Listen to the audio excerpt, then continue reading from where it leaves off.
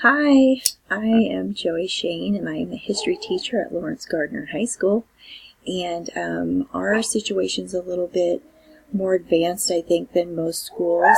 We are fully integrated. We have each student at a computer at all times. Everything is done online. All of my grading, all of my assessments, all of my testing is done on a computer. I can literally watch a kid on his computer with each keystroke, which is pretty cool, so that I can kind of monitor and police what's going on with that student. With my students, of course, as you well know, I work at a maximum security prison, so I really have to watch my students as far as things that they may or not be doing, they should be doing, if you know what I mean.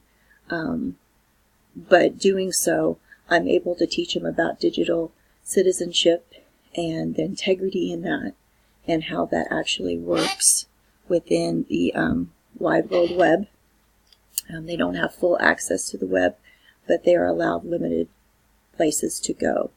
Technology integration in our school is kind of neat in regards to the fact, when I was reading and researching some of these things, I realized there were 4 levels of integration a school can have. One being substitution, taking a paper agenda and putting it on a Chromebook, where it'd be a computerized agenda.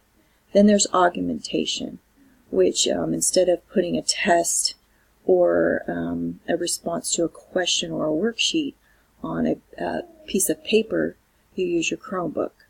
Okay, so that's a little bit higher up in the technology integration. Then there's modification, where you're actually taking your Chromebook, you're actually taking it home, watching videos like we talked about as far as a flipped classroom, watching the videos at home at night, coming into school the next day and actually doing the hands-on work pertaining to what unit and chapter your teacher is doing. And then there's the redefinition, and that's the stage I work in. When you wanted me to do an assignment where I integrated technology, I really didn't have to integrate anything. I'm full technology. If we are to go down, if there was to be a problem with the software, we would probably be in trouble, because everything is just so full on technology there. So we are level 4. We have redefined our whole entire curriculum, or whole entire school system, according to that computer, according to the software that we have. It is an amazing thing that we're doing, the full integration. And a lot of the things that I did, a lot of the techniques that you see are coming up on the screen now, I was able to do because of the full-on technology that we do have. Now, here's the good part. I am able, with these 4 techniques, I am able to use multimedia. What I mean by that is everything, of course, is filtered and monitored and looked at before any of our students get to look at it, because of where they're at. But we use a vast array of multimedia. We use YouTube. We use walkabouts, and what I call about walkabouts is these are little projects I do for my geography, because I am history, where we actually go on tours, where I show pictures of Egypt and the pyramids and some of the 7 natural wonders of the world, so to speak. And we go on these little tours virtually. We have a huge smart board in our classroom. It's about as big as the wall, and it is incredible looking. It's almost as a computer screen, that detailed, and we are able to use that in a variety of methods. They're able to communicate back with us. We're able to go on to like group settings where everybody adds to this huge screen that their comments that they want to make. So the multimedia is there. That strategy is being done. It's being incorporated. When I teach, I do a little bit of lecture. I do a little bit of handwriting as far as special projects are concerned, That's going to come back later in our presentation as an adaption. I do current events where we have roundtable discussions on what they think we should do next. It's so cool listening to these kids and their brains and how it works. The variety of resources is another technique. That's our second technique strategy that I use. Not only do I use textbooks, but I use Wikipedia. I use Encarta. I use different videos that you watch. I have little video clips that they watch, and then they dissect from there. Within our software at our school, we have a variety of resources as well as puzzles that they use for historical key concepts, for sequencing, like for wars. And so they have a plethora of resources at our facility. The third strategy is gaming. This is a pretty cool concept. We use Fast Forward. It's a reading program. It looks like they're playing a video game, but actually in the video game there are sounds that they are learning on how to read better.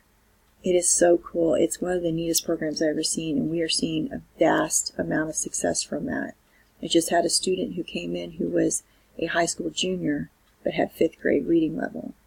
My students are coming from low income housing. They're coming from very bad environments, trauma-filled environments. So everything I do has to be done in a very low-key, very calming, easy way of getting them to be drawn into education. A lot of them have given up hope that they can even teach or learn for themselves. And so the gaming aspect of it plays a huge role in these kids' lives. So this is a strategy I use daily, and I absolutely love it. The other thing that technology does is it gives my students a voice. Where I work, in the prison, I get a lot of questions. Well, your kids are bad. No, my kids are great. They just weren't listened to. And so that's where I come in and I give them a voice, and technology gives them that voice. Technology lets them express themselves when no one else is around. So I'm pretty impressed with the way our computer system works, our technology is, and how it's integrated. It's really working for us. The changes, I would change my software. Oh my gosh, I want more interaction. I want to be able to play with the little board. I want to rewrite it if I would possibly get that chance. There's just some things that I think that we could do better in as far as the software that was chosen. Looking back on it, I feel as though my students get a variety of positive things that happen. First of all, it broadens their learning. We're not just in a textbook. We're not just reading a book, but we're taking hundreds of textbooks and we're taking it, we're putting it out there on technology, and we're broadening their horizons. We're not just, our view is not just on this narrow-mindedness, but it's actually learning not just from the textbook, but from experts in Egypt about the pyramids and what they think is important for us to learn. I guess for me, technology allows, there's no limits for the child as far as the knowledge that they acquire or how much knowledge that they can acquire. Instead of just reading a section out of the textbook, writing down their notes, taking the test, and walking out the door, we're giving them the world, and we're allowing them to explore any avenue that they truly want to go down. And I think that is incredible, which brings me to the unlimited resources that we have. When you do that, I just the other day had a student, and he was going through all of the different avenues of Egypt. We were going over the pyramids. This is why I keep coming back to pyramids, because that's what I've been teaching on recently, is on ancient civilizations. And he was like, well, let's go here and let's go there. And I literally was able to bring up on the historic History Channel, they had pyramids, and you could actually go in the pyramid and walk around the pyramid, computerized. But it was so cool for that student to be able to do that. The other thing that I'm teaching and I have to for where I'm at, is digital citizenship, keeping the letting the students understand that they're becoming citizens of the World Wide Web. Whatever they say, whatever they do, goes out there. And they're actually more conscious of this than most kids are because of where they've been and how much trouble they've been getting into. So they understand that, actions have consequences. And so that's kind of where they're at on that. So I'm pretty excited about, just teaching them the communication skills that comes along with this. Just wanted to thank you for letting me be a part of this. And that's all I got. Bye-bye.